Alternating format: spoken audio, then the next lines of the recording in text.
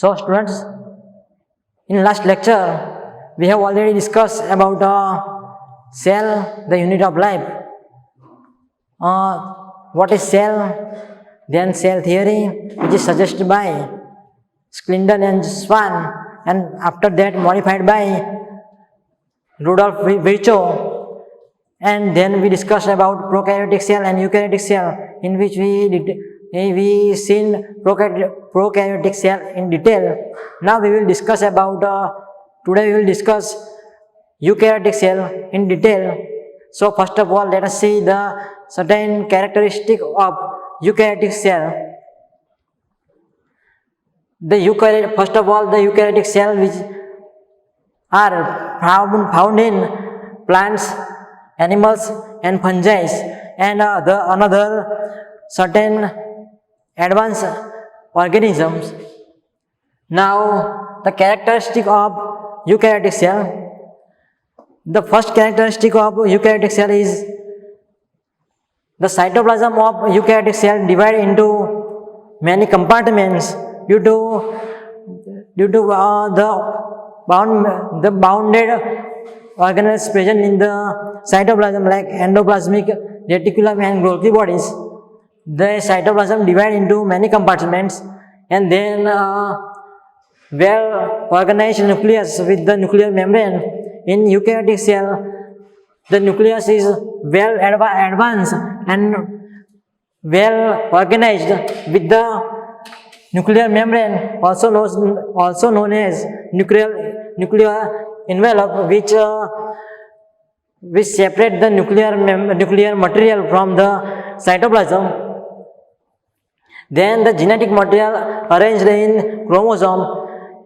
We have seen in prokaryotic that genetic materials are naked in cytoplasm. On other hand, in eukaryotic cell, the genetic material is present in nucleus in the form of chromosome, and eukaryotic cell have all the double membrane organelles like mitochondria, chloroplast and other plastids, as well as endoplasmic reticulum and Golgi bodies. So the eukaryotic cell, we can divide eukaryotic cell in two type of cells.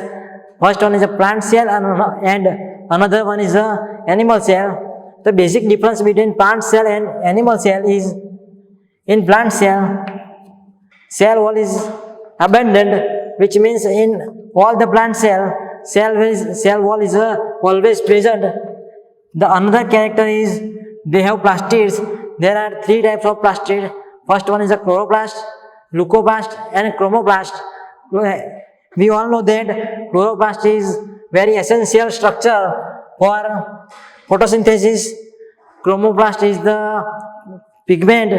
It contains pigments which is responsible for different kind of colors in the plants, and the leucoplast.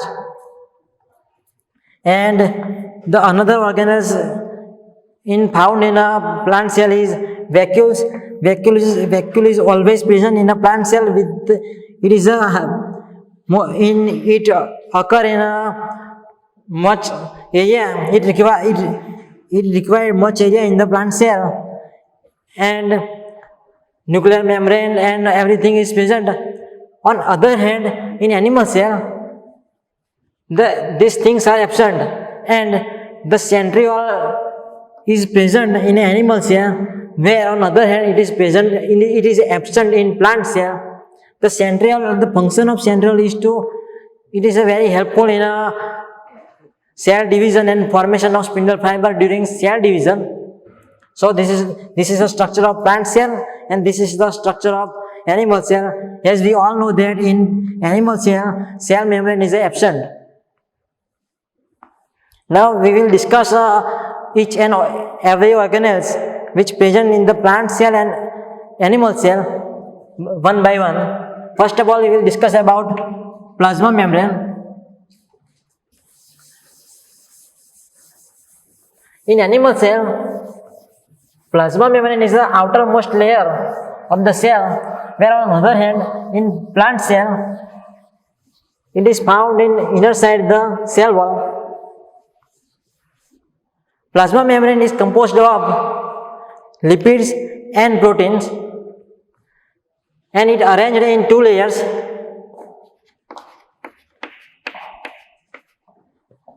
This is the layer of lipid with head and tails. This is called head of lipid, and this is called tail of lipids.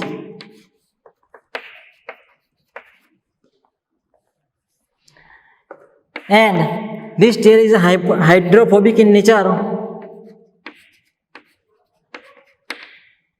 and these lipids are arranged in this manner. By this, the hydrophobic tail of the lipids is protected in the hydrophilic head of the head of the lipids.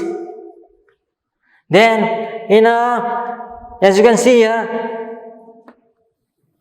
proteins are also present in the plasma membrane. Two types of protein present in the plasma membrane.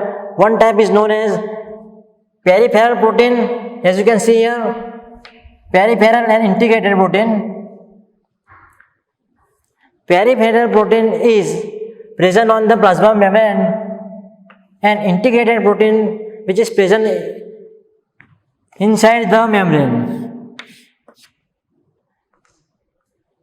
It is easy to remove this peripheral protein from plasma membrane, then integrated protein from the plasma membrane.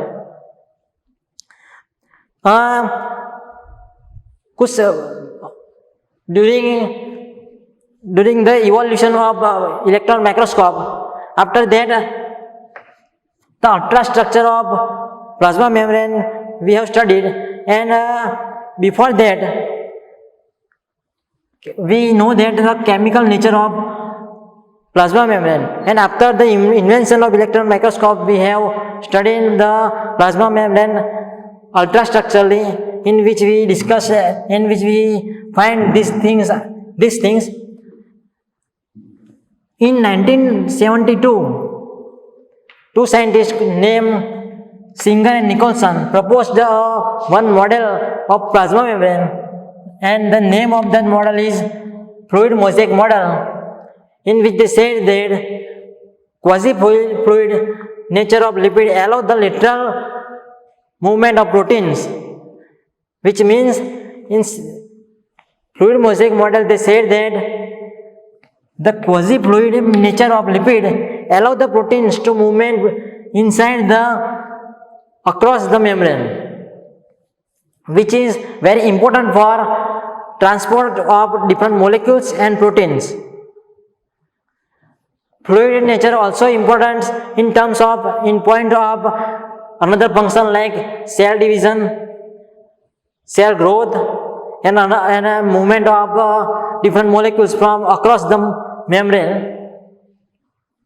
The membrane is selectively permeable, which means they allow to pass certain molecules and they arrest the transport of certain molecules. Now the function of plasma membrane, as we all know that function of plasma membrane is related to transport of molecules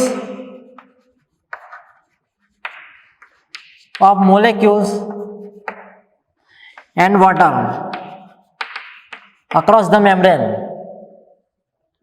मतलब plasma membrane का function है कि वो molecules और water को अपने आसपास और अक्रॉस जाने देते हैं.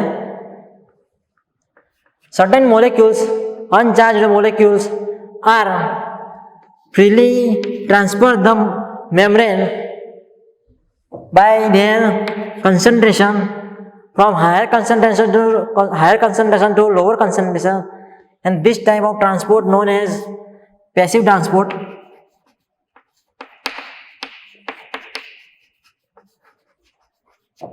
In passive transport, energy doesn't require for transport of molecules from outer side to inner side or inner side to outer side. On other hand, certain charged molecules like potassium and sodium, to transport this kind of molecules from outer to inner or inner to outer, it is required energy, because because these molecules are transported against the concentration, so it requires certain energy.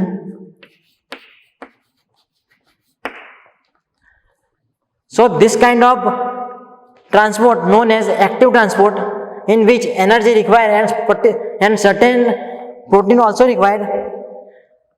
In passive transport, the water molecules move from the higher concentration to lower concentration, known as osmosis, which is one type of passive transport. And example of active transport is sodium potassium pump, which is responsible for transport of sodium and potassium in the cell or out of the cell.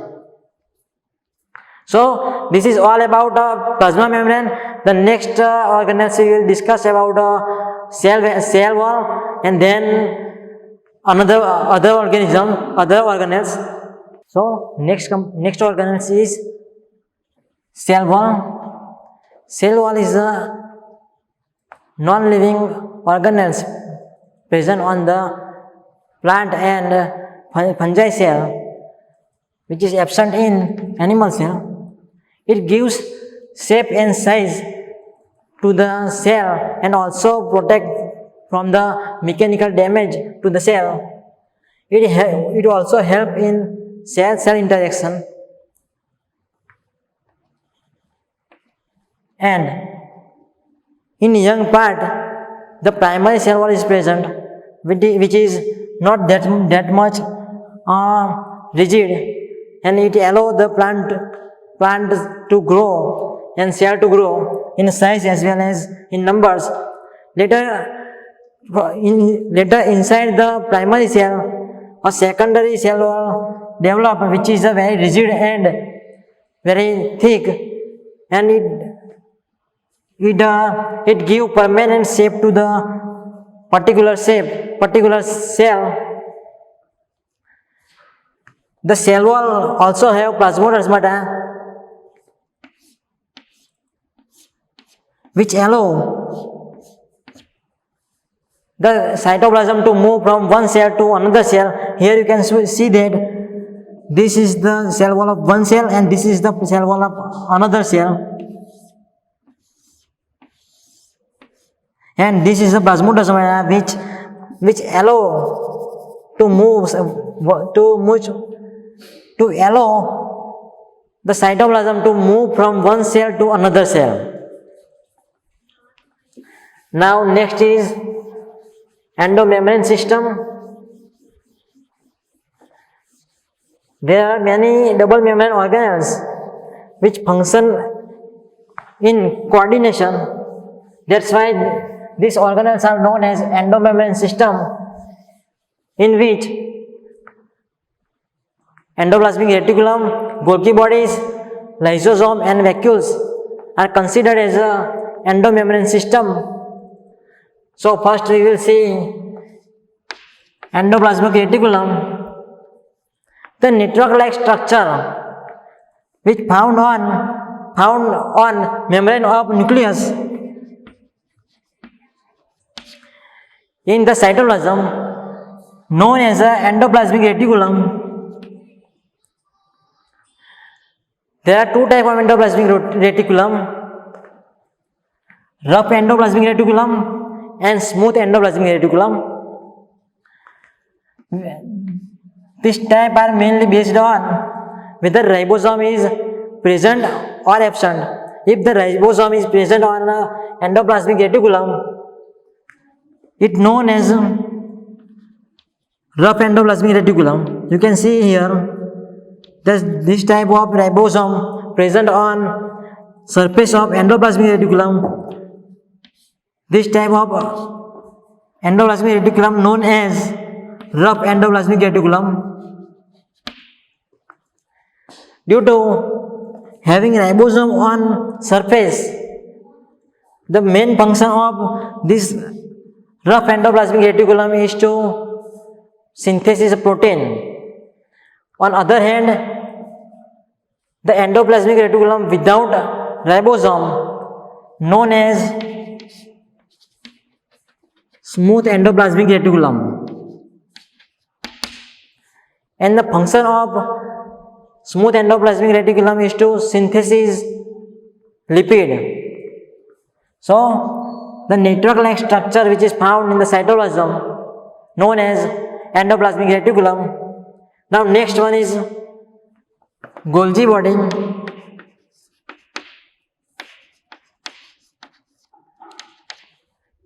The Golgi body,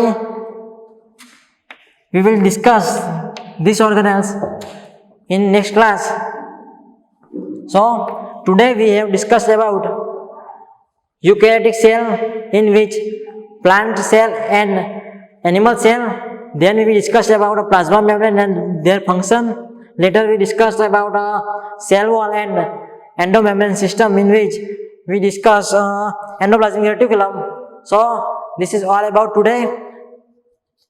Thank you.